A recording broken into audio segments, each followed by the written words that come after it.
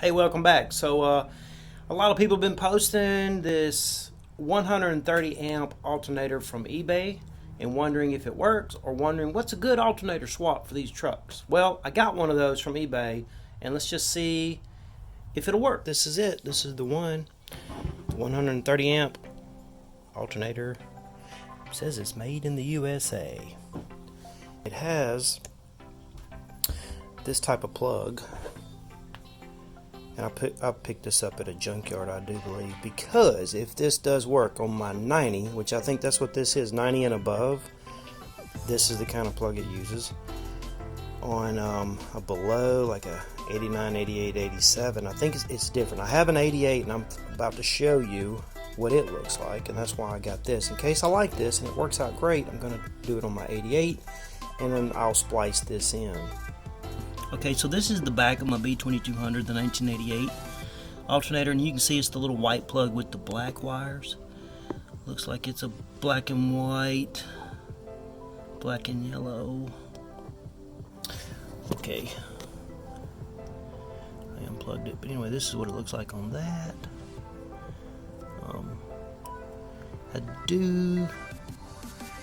Looks like it's black and yellow and black and white, and I do believe I got a diagram for this.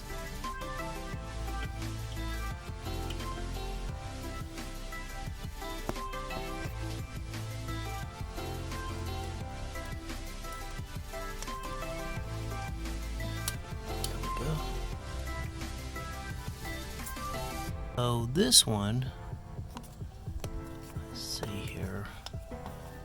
This one has that plug from the, from the 90s.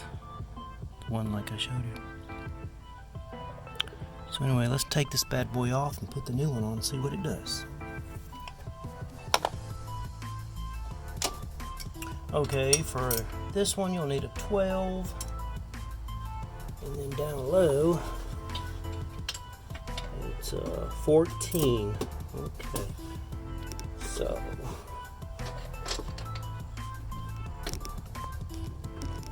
no, it's fine.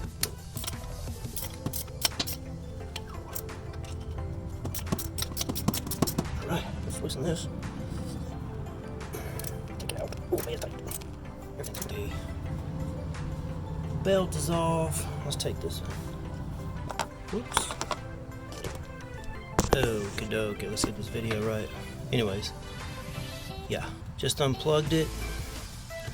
Going to undo this little bolt here, should be a 10.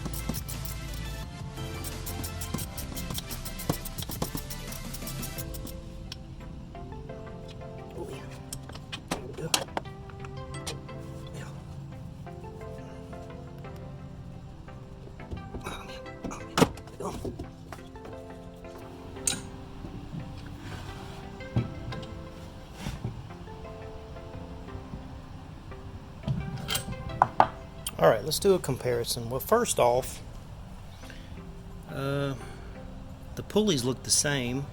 No swapping there. If we do it like that, we can see that's the original. There was some talk one time about boring a hole out or mounting it upside down. This is how the bolt goes in the original, and it goes into the new one. Good. Just fine. The original location for plugging it in is here, and on this new one, or the Miata one, is there.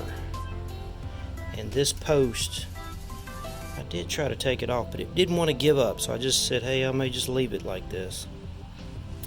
This one looked like it was broke off. So, and it was just there, so I think I'll just try it out. It's not exactly a direct bolt-on, so what we got going on here, you can see the bracket where you adjust the tension. The bolt hole is partially covered up, so at the bottom of the bracket, I'm going to take the bracket off and I'm going to grind down the bottom of the bracket just a little, get it to where it'll bolt up. And then another little issue,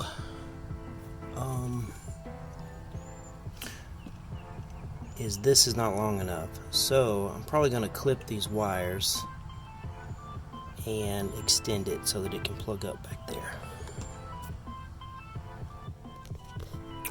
Okay, for reference, before I even started cutting on it, I traced it. I wanted to see how much I took off and show you guys how much I took off so that it works.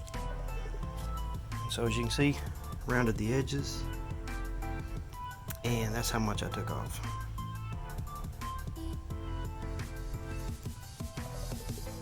Alright. Okay, we ground it down, and now it's back on. I mounted it back, I just ground it down, and you can see now the bolt hole is in perfect alignment, and I've already tested it back and forth. So now let's take it off and paint it.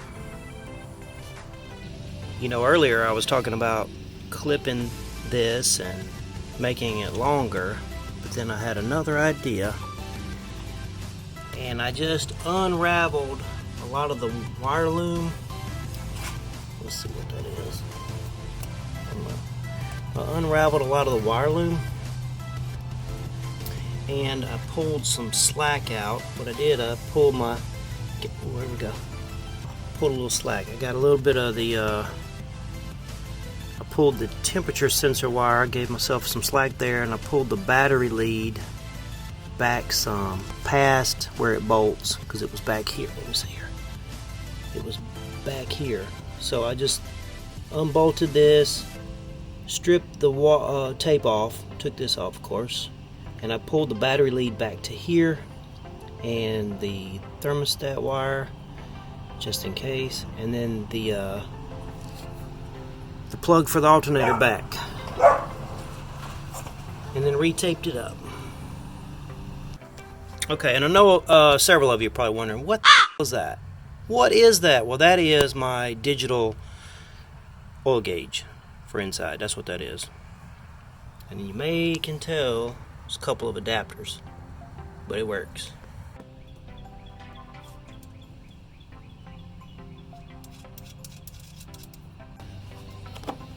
Okay, we got the alternator all bolted up and tensioned and tight. Our plugs are plugged up. Now there's no place to plug in the electric choke in the back of this alternator, so for now I've got me a jumper wire that goes into some of the leftover wires from the delete that we did a while back, and that's a keyed hot 12 volt. So I'm gonna do this and crank it and see how it works, and I'll probably put all this back where in a better spot.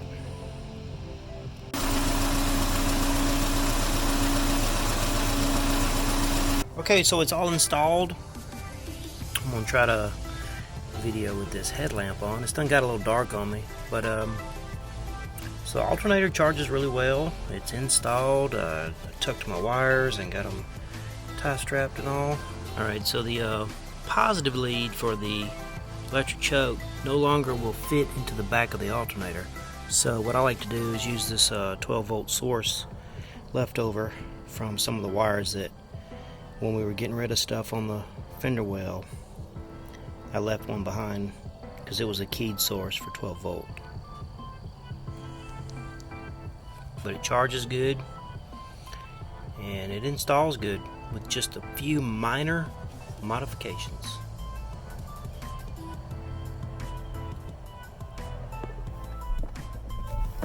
Alright, well thanks for watching.